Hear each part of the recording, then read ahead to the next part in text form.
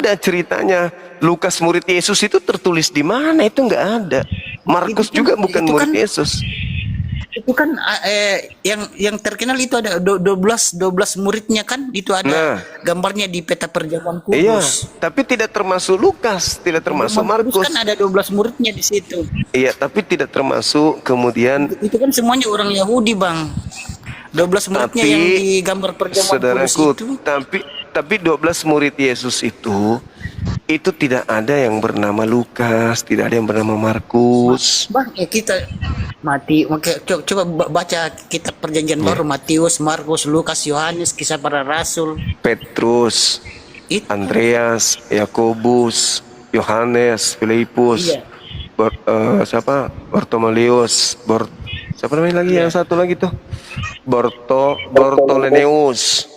Kemudian Thomas, Andreas, kemudian Matius, Yakobus, Tadeus, Simon, Yudas.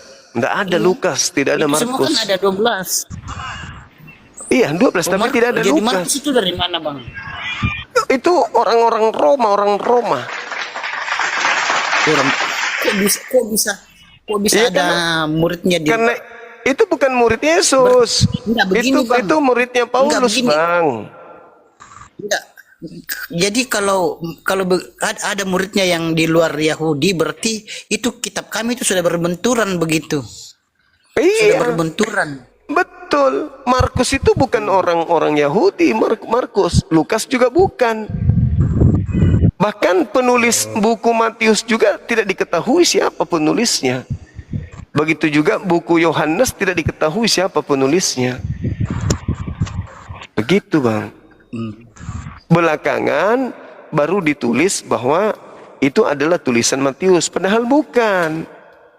Itu bukan tulisan Matius, itu juga bukan tulisan Yohanes, anak Zebedeus, itu bukan.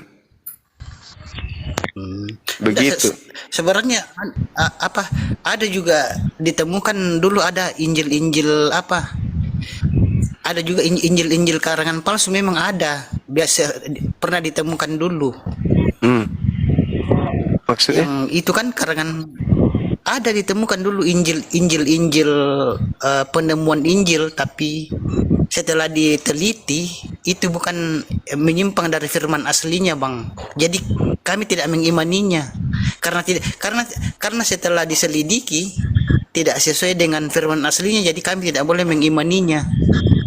Karena kalau kami mengimaninya, Bang, berarti kami melanggar kitab suci kami sendiri. Nah, sekarang jadi sekarang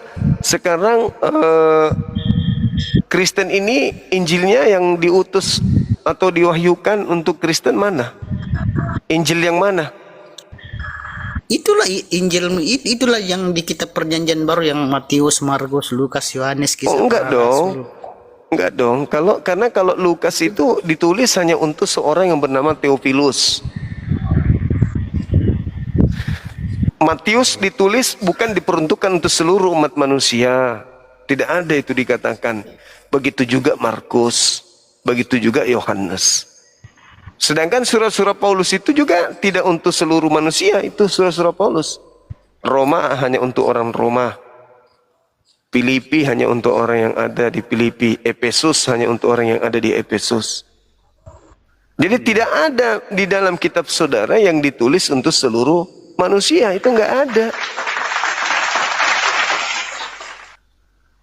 Iya ada memang yang khusus, untuk khusus, ada juga untuk yang umum.